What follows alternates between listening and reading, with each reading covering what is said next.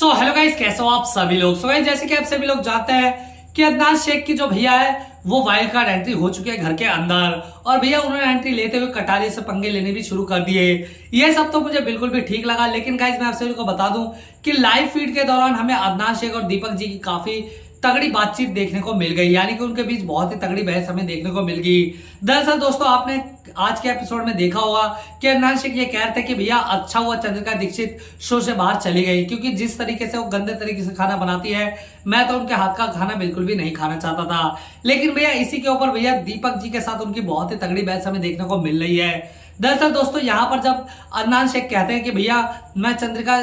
दीक्षित के हाथ का खाना बिल्कुल भी नहीं खाना चाहता था, इसके ऊपर दीपक जी कहते हैं कि भैया वो इतने दिनों से घर के अंदर थी और बहुत ही साफ तरीके से वो खाना बनाती थी और आपको ऐसा कहने का बिल्कुल भी हक नहीं था। इसके बाद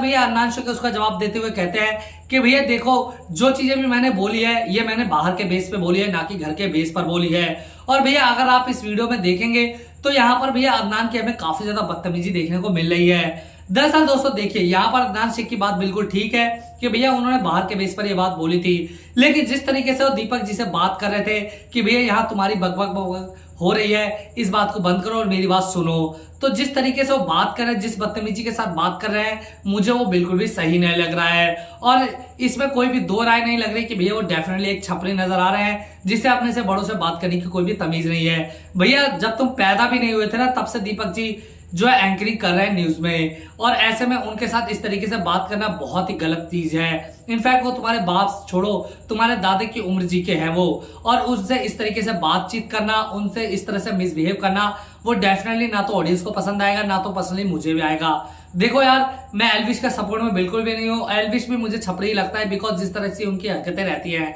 लेकिन यहाँ पर जिस तरह से उन्होंने तुम्हें रोस्ट किया था, डेफिनेटली उन्होंने बिल्कुल सही रोस्ट किया था, क्योंकि भैया यहाँ तुम डिजर्व करते हो, तुम डेफिनेटली एक इंडिकेशन दे रहे हो, यहाँ तुम अपना संकेत दे रहे हो कि भैया तुम डेफिनेटली एक छपरी हो, और तुम्हें यहाँ पर अपने बड़े से, अपने बुजुर्ग से बात करने की बिल्कुल भी तमीज नहीं है। क्योंकि भैया जिस तरह से तुम बात करो, जिस तरह से बक बक बक बक शब्द यूज करो, डेफिनेटली गलत है। और मुझे ऐसा लगता है कि अदनान भैया बहुत ही गलत तरीके से बिहेव कर रहे हैं दीपक जी के साथ। हालांकि उनका पॉइंट ऑफ व्यू और अच्छे तरीके से हो सकता था कि दीपक जी जिस भी तरीके से आप बोल सकते थे, आप कह सकते थे कि भैया मेरा जो भी पर्सपेक्टिव था वो घर के बाहर से लेकर था, ना कि घर के अंदर को लेकर। लेकिन यहाँ पर जो तरीका था वो बहुत ही ज्यादा गलत लगा मुझे अदनान शेख का, और यहाँ पर मुझे बहुत ही बड़े छपरी दिखाई दिए अदनान शेख, और उनका बिहेवियर मुझे बहुत ज्यादा गंदा लगा। फिलहाल गाइस, आप सभी लोग अदनान शेख के इस बिहेवियर के ऊपर क्या कहना चाहेंगे, अपनी राय मुझे कमेंट में जरूर बताएं। साथ ही वीडियो को लाइक और चैनल को सब्सक्राइब करना ना भूलें।